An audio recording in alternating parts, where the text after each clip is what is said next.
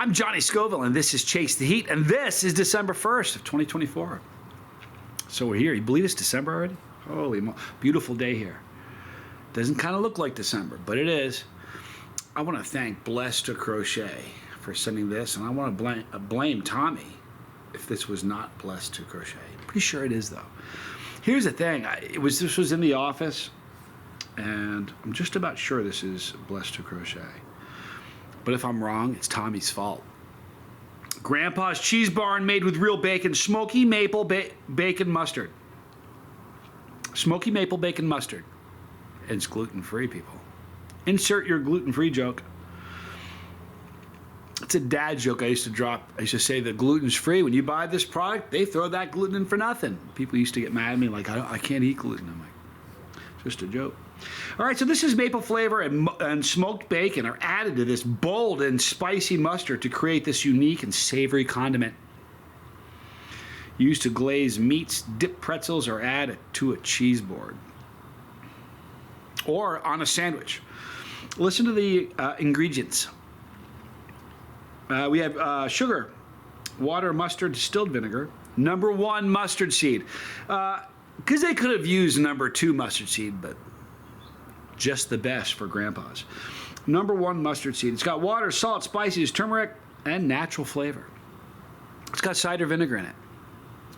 Apple juice concentrate. It contains 2% or less of mustard flour. Did you know there was a thing called mustard flour? Pretty sure I didn't. It's got bacon, cured with water. It's got salt, sugar, sodium erythrobate. I love that. Sodium nitrate, too. It may also contain smoke flavoring. May not. You know why they do that? For sourcing. Times of the year, they may have trouble getting bacon, so they say they may use that from time to time.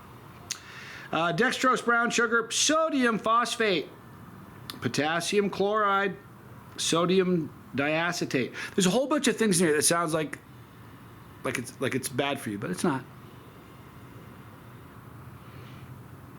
Honey. It's got maple flavor. It's got applewood smoked flavor, pectin, dextrose, and xanthan gum. Made in Ohio.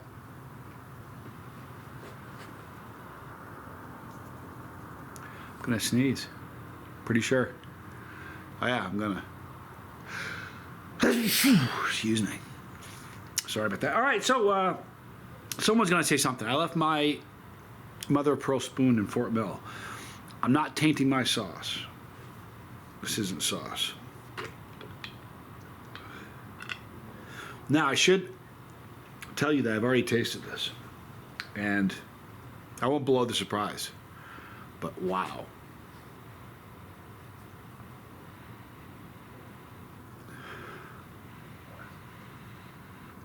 You know, it's interesting. I would think with smoky maple, the first time I tasted it, I didn't do the aroma thing. You're not going to get like loads of bacon and maple aroma. The weird thing is you're not even really getting mustard aroma. It doesn't have a whole lot of aroma in there. This is what we're looking at for consistency. Beautiful. I used to go to a place in Hanover, New Hampshire. I don't know if it's still there. I'll have to Google it. Somebody can. I bet it's still there.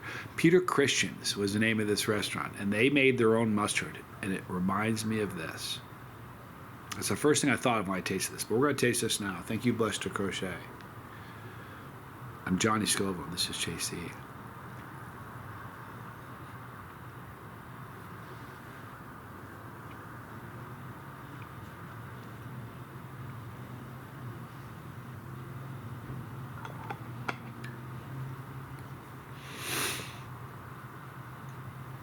There's chunks of bacon in it. It has a smoky, kind of a smoky thing going on. The maple flavor's there. And that #1 mustard. It really is. It reminds me so much of the mustard at Peter Christian. They had, what was the sandwiches to get there? A Reuben. They made one of the best Reubens. It was a long time ago. I wonder if it's still there. Someone's going to Google it and put in the comments, and I will too. But this is absolutely lovely. I had it on a sandwich, and it was incredible. This really has a wonderful flavor to it. I'm a huge maple. I think probably growing up on the East Coast is where it came from. I told the story before. Tommy and I it's funny, we lived in a really small town. And when I tell you it's small, I mean it's small. Not even a traffic light. In fact, we didn't even have a police station, a police force, the one neighboring town over. I'm being serious. 580 people in the town, and we knew a dude in the town, like an old Vermonter. And this guy was just the salt of the earth, one of the nicest people on the I ever met. And my parents owned a ton of land, and both sides of the road, as far as you could see. We could walk around all day long and never leave our land. It was really, really cool. And he knew Tommy and I, our parents. And one day he came to them and said, listen, you got tons of maple trees. If you let me tap your trees for maple syrup, I'll give you all the maple syrup you could ever want. And they were like, well, it's not like we're using them. Go ahead. Now, if you see today, modern sugaring when they sugar trees, they call it sugaring. It's a tap system, but it's the same initial tap. They pound a tap into the tree, allows the sap to drain when it gets warm. That's why in spring, when it starts to warm up in the days, that's when the sap runs. So, and they use a hose system that attaches each tree. So if you go to the places where they tap, if you pay attention, you can see like tubing going from tree to tree. That's how they do it today. But back in the day, they used to use these tin buckets. It was a beautiful thing to see, it was kind of cool. So Tommy and I had on the street we lived on. It's going to sound really ridiculous to tell you this, but everybody skateboarded in our town. All the buddies, we all skateboarded. We had the only paved hill in the entire town that you could skateboard on. That's not even a joke, but it was psychotic. There was a couple spots that were just absurd. And we used to skateboard like constantly. And in the spring, it was the coolest time. We were like dying. We were cooped up inside and skiing and just dying for some nice weather. So we used to like shovel the road if there was snow on it so we can go skateboarding. But we'd skateboard and we'd start to warm up. There were buckets, sometimes there was only one if it was a small tree. If it was a bigger tree, there'd be two. If it was a huge tree, there'd be three. Bucket collecting sap. And then they would take that sap every day, dump into a bigger bucket, put it back, and they would take that sap back and cook it and reduce it down, and that's how they make the maple syrup. But what people don't know is that sap is one of the most delicious things in the world. So all of our buddies, we would skateboard and horse around, and when we were thirsty, in the summertime, we would drink out of it was this amazing fresh creek that the water was different kind of water, different air. It was just different then. But when they were tapping the trees, when we were thirsty, instead of running inside trying to get something to drink, we would just look around. We'd go up to we'd pull it off, take the cover off, because when you go in there, there'd always be bugs like crickets and things. Scoop the bugs out and then drink the sap. It looked like water, and the thing was always full. It looked like water. It was freezing cold, and it obviously didn't taste like maple syrup, but it had just this sweetness to it. This beautiful sweetness to it. It's like sugar water. And when we were thirsty, we would take the bucket and just drink until we couldn't drink anymore. I remember drinking, I was talking to Tommy about it this morning. We would drink until your teeth hurt. It was so cold, it'd give you a headache. It was just amazing. So, it's funny too, because there's that fake maple syrup, the Aunt Jemima stuff and all the fake maple syrup, log cabin, that kind of stuff.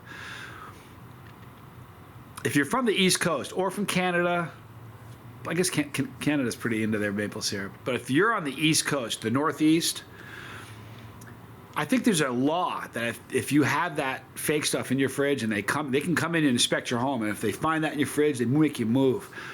It's not good. And once you've had real maple syrup, here's the funny thing about maple syrup. If you go to places where they sell it, if you don't know what you're doing, the dark stuff, the darker, is like, I want that really dark stuff. The light stuff, the lighter, the more expensive the maple syrup. It's really weird.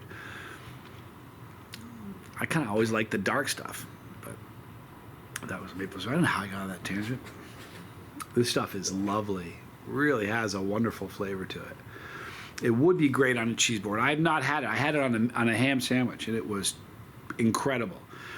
but it really did remind me of and the mustard that they had at Peter Christian wasn't a mustard, it was their own mustard that they made, and they would sell it. It reminded me a lot of this. All right, you guys, it is December 1st. Just like that, it's going to be Christmas. It's crazy. Thank you for hanging out with me. Be kind to somebody today. Tell somebody you love them. We got 2 more holidays and we're through the season. We got Turkey Day behind us. Just got 2 more. And the cool thing about the next 2 is they're so close together. Bam, bam, it's over. And then it's, we're in January again. We're a third of the way through it. Anyway, I love you guys. In the description box, I'm going to put a link for this because this stuff is great. Grandpa's Cheesebarn. You'll see a link for this in the description box. Stuff is lovely. If you've had it, throw a comment in there. Thanks for hanging out with me. All the normal stuff in the description box. I'm Johnny Scoville. This was Chase the Heat.